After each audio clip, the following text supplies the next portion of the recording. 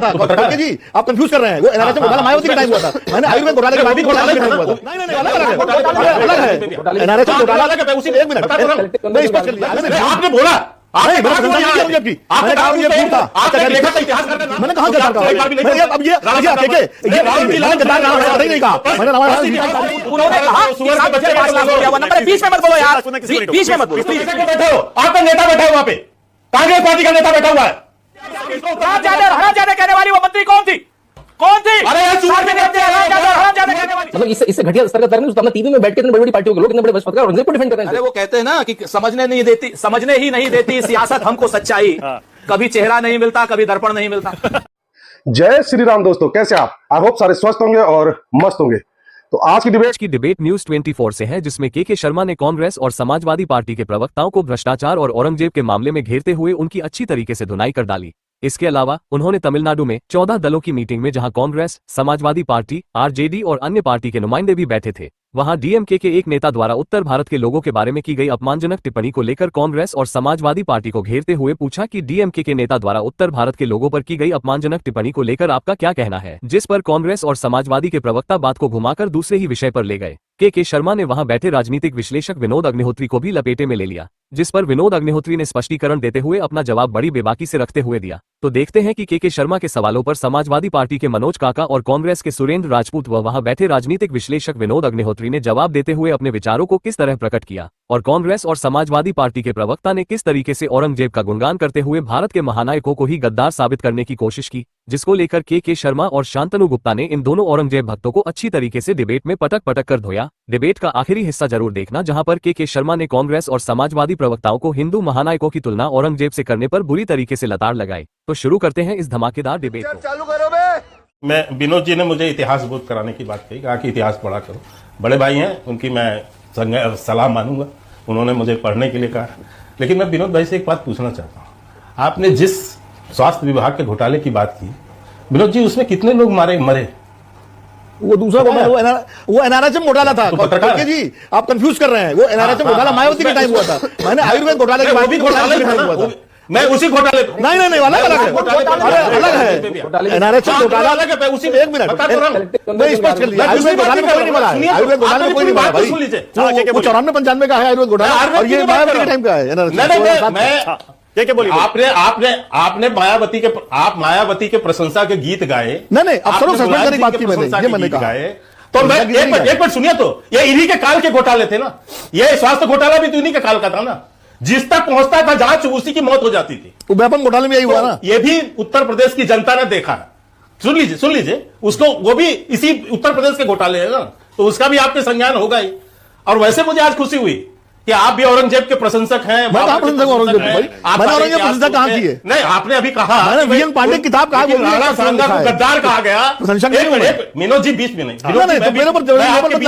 आप प्लीज मेरे बीच में मत बोलिए। नहीं, आपने बोला, आपने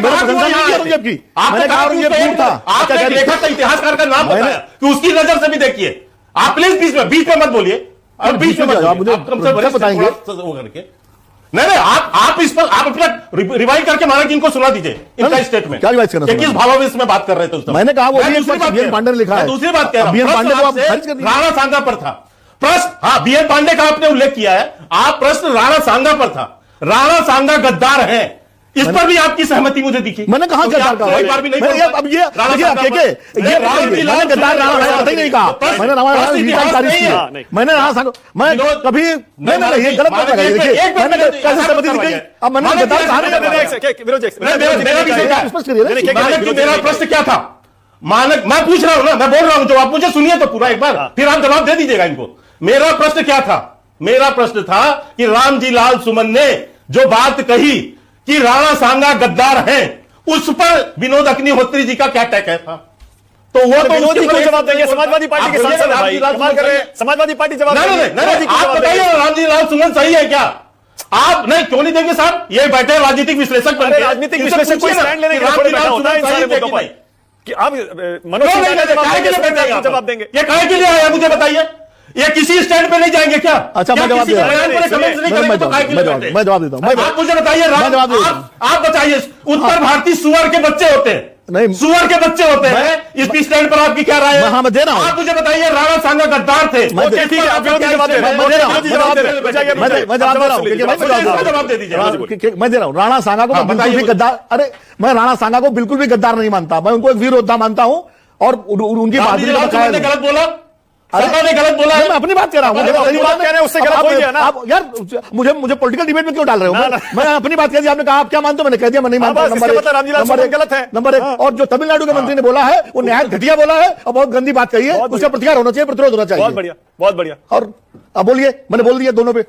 और एक बात, अब मैं एक बात कहकर समाप्त करता हूं। मानिक जी, अभी सुरेंद्र राजपूत भ्रष्टाचार पे ज्ञान दे रहे थे। जिस पार्टी का सबसे बड़ा नेता राहुल गांधी, सोनिया गांधी भ्रष्टाचार के मामले पर जेल से बेल पर हैं, वो ज्ञान दे रहे हैं। सुरेंद्र राजपूत की बारी, आप सुरेंद्र राजपूत, उनको अपने गिरबान में सुरेंद्र राजपूत बोलेंगे आप। सुरेंद्र राजपूत आपकी बारी। कितने नेता जो है भ्रष्टाचार में जेल से बेल से बाहर आए। ओके, अब रुक जाइए, आपका पॉइंट हो गया। अब सुरेंद्र राजपूत की बारी है। सुरेंद्र भ्रष्टाचार पे हमें न समझाएं, और औरंगजेब का जो खुलासा किया है आज कांग्रेस। रुक जाइए ना के प्लीज, हाँ अब रुक जाइए। सुरेंद्र राजपूत बोलिए। मैं के मानसी को क्या मानते हैं बता दे, मेरा प्रश्न जवाब दे। के मानसी को जैसे क्या मानते हैं? सुरेंद्र राजपूत का टाइम प्लीज, आप मेरा भी जवाब दीजिए ना। आप मानसी को क्या मानते हैं? मानसी और जयसिंह को क्या मानते हैं? अब ठीक है, 20 सेकंड जवाब दीजिए मान सिंह और जयसिंह पर। सुरेंद्र भाई इसके बाद बताइए ना, आप मान सिंह और जयसिंह पर बोलिए। बिल्कुल, देश के विरुद्ध जिसने भी काम किया, चाहे वो जयचंद हो चाहे कोई हो, जयचंद जयसिंह, वो सब जो है देश के विपरीत रहे और गद्दारी किया उन्होंने। ठीक है, ओके। सुरेंद्र राजपूत आपकी बारी। बिल्कुल, सुरेंद्र राजपूत, अब सुरेंद्र राजपूत बोलिए। सुरेंद्र भाई। सर मुझे 4 लाइनों की 4 बातें कहनी है, तो ये पहले 4 लाइनें, उसके बाद जो के भी कहेंगे सब मैं आपको सबको जवाब देता हूं। पहली बात, तो जो आप ईमानदारी का चोला सबको उड़वा रहे हैं, नरेंद्र मोदी जी से लेकर के भारतीय जनता पार्टी के सारे नेताओं को, एक बात जान लीजिए कि सांप्रदायिक व्यक्ति सबसे ज्यादा दुनिया में भ्रष्ट होता है। जितना भ्रष्ट सांप्रदायिक व्यक्ति होता है उतना कोई नहीं होता, क्योंकि वो धर्म के नाम पर भ्रष्टाचार करता है। नंबर 1। नंबर 2, उत्तर प्रदेश में मानक भाई, आपको अग्निहोत्री जी को भी याद होगा भी राजभर जी के घर में, ओम प्रकाश राजभर के घर में एक चोरी हुई, जिसमें चोर कह रहा है कि मैंने 3 करोड़ रुपया चुराया और राजभर कह रहे हैं कि हमारे यहां से 5 लाख रुपया गया। अब इससे बड़ी भ्रष्टाचार की परिभाषा और क्या होगी, जहां चोर स्वीकार कर रहा है पुलिस के सामने कि मैंने 3 करोड़ रुपए से ज्यादा चुराए और वो बरामद हुए। और राजभर कह रहे हैं, ओम प्रकाश राजभर, नरेंद्र क्या नाम, योगी आदित्यनाथ जी के सबसे नूरे नजर मंत्री, ग्राम विकास है, पता नहीं कौन सा मंत्रालय, ठीक। और उन्होंने कहा कि साहब मुझे 5 लाख हो गया हुआ। नंबर, बीच में मत बोलो यार, बीच में मत बोलो प्लीज प्लीज। और अब आ जाओ तीसरी बात, बीजेपी के, अब इससे बड़ा भ्रष्टाचार का नमूना क्या होगा। इसके बाद आ जाओ बीजेपी के एक विधायक है श्याम प्रकाश जी, वो कह रहे हैं कि भैया योगी जी को दिल्ली भेजो, यहां पर तो मौर्य जी को लाओ। खैर, अब एक चीज और आप आ जाइए, गद्दारी की बात।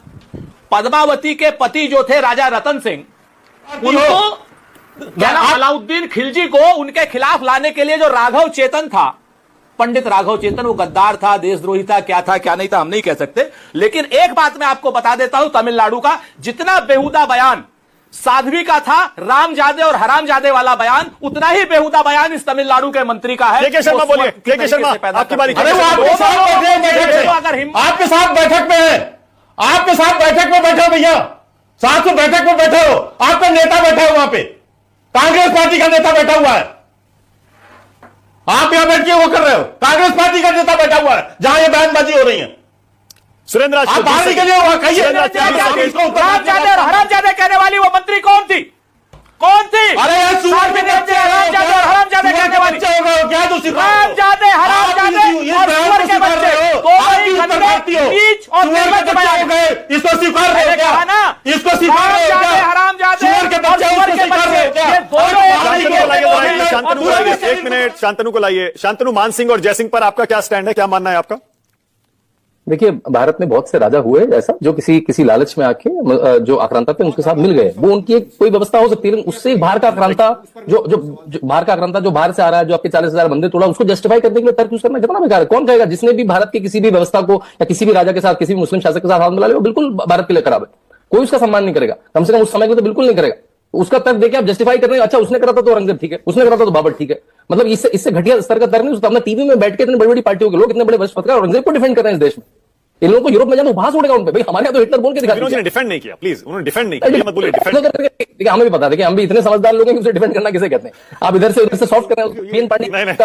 शांतनु आप हमारे बहुत अच्छे मित्र हैं, आप कम से कम इस तरह का आरोप लगाइए। मैं किसी भी गलत काम को भी डिफेंड नहीं करता हूं, मैं खाली इस दूसरे पक्ष की बात मैंने की है कि हमको बहुत खुले मन से चीजों को देखना चाहिए। मेरा कहने का मतलब यह है, औरंगजेब को मैं क्यों डिफेंड करूंगा भाई, मुझे कौन सा वोट लेना है, या मैं बाबर को क्यों डिफेंड करूंगा। लेकिन हाँ, निष्पक्ष विश्लेषण करा, आप परेशान न हो। मैंने डॉक्टर राम मनोहर लोहिया आपका खुला डॉक्टर राम मनोहर लोहिया को कोट किया है। अब डॉक्टर राम मनोहर लोहिया को अगर आप खारिज कर रहे हैं तो हमने लोहिया जी को कोट किया है कि क्या हमारी दृष्टि होनी चाहिए भारत के। ओके, मेरे पास टाइम खत्म हो रहा है, 10 सेकंड। सुरेंद्र राजपूत जाते जाते कुछ सुनाना चाहते हैं क्या? सुना दीजिए 2 लाइनें, आज काफी गर्मा गर्मी होगी आज। सुरेंद्र राजपूत।